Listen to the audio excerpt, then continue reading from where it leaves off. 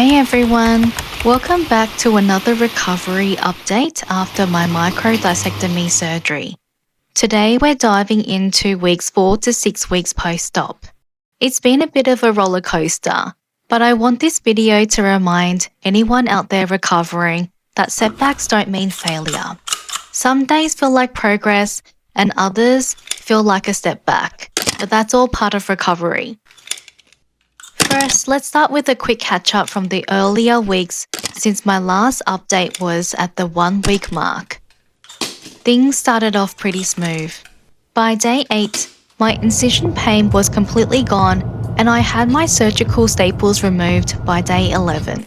Surprisingly, it wasn't painful at all. It was just a little uncomfortable. By the 2nd week, I started having more flare-ups. I had numbness in my foot still and nerve pain returning at times, especially if I overdo it. So the doctor prescribed me Celebrex, which is an anti-inflammatory, to help settle the nerve pain. Between weeks 2 to 4, I was using a crutch on my left side because my right leg was still bent and my left leg was doing all the work. My physiotherapist said this would help balance out my weight and prevent more strain on the good leg. At 4 weeks post-op, I had a big flare-up. I had a lot of burning sensations, muscle spasms, and nerve zaps in my lower back. My sleep was quite disturbed, and some nights I had to sleep with an ice pack all night just to get some relief. I started taking a steroid, hoping it will settle my pain, but it didn't. I started questioning everything and worried I may have reherniated. So at the 5 week mark, I reached out to my neurosurgeon. He ordered another MRI, and the good news was that there was no reherniation. That was such a relief. I can't even tell you how much my mind needed to hear that. It's so easy during recovery to assume the worst when pain returns, but sometimes it's just part of the healing process. Since the neurosurgeon couldn't really help me further, he referred me to see a pain specialist and cleared me to start physiotherapy at 6 weeks.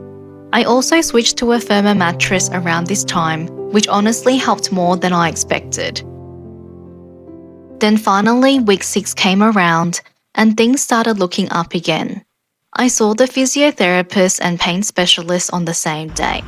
The physiotherapist said my lower back pain was due to muscle guarding and from muscle atrophy. Basically, my muscles had weakened from months of pain and not moving properly. But here's what she said that gave me so much hope. I can help you with this. Those 5 words meant everything. She started me on gentle strengthening exercises, and it felt good to be doing something proactive again. Meanwhile, the pain specialist prescribed some medications. Norflex, which is a muscle relaxant, Endet, which is a nerve pain medication, and yes, I went back onto Lyrica too, which is another nerve medication. I had weaned off Lyrica early in my recovery, and having to go back on it felt like a step backward. But the truth is, sometimes you need to take a step back to move forward. Pain management is part of recovery too, and there's no shame in that. After starting those medications and exercises, I started feeling so much better. So even though weeks 4 to 6 were full of ups and downs, I ended that phase feeling more hopeful than ever. If you're recovering from a microdiscectomy or dealing with nerve pain, please remember this: setbacks don't erase your progress. You might have days where you feel like you've gone backwards, but healing takes time, and it's completely normal to have to readjust along the way. The body heals in its own time. And sometimes just knowing that you didn't reherniate, that your body is still healing, is a victory in itself. Thanks for following my journey. And if you're in recovery too, hang in there. Better days are coming. Take care, and I'll see you in my next video.